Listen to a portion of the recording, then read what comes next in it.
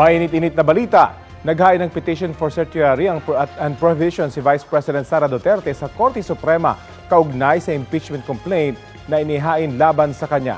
Batay sa petisyon, dapat mapawalang bisa ang impeachment complaint laban sa VP na pinirmahan ng mahigit 200 miyembro ng Kamara dahil nilalabag daw nito ang Section 3, Subsection 5 ng Article 11 ng Konstitusyon.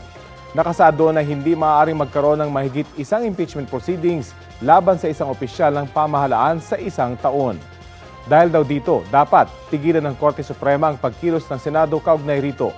Bago nito, naghain ng hiwalay na petisyon ang mga kaalyado ng pamilya Duterte para questionin din ang impeachment.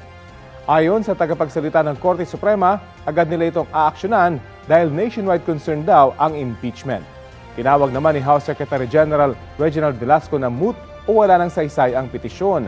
Nasa archives na kasi ang tatlong naunang impeachment complaint habang naitransmit na sa Senado ang ika-4 na reklamo.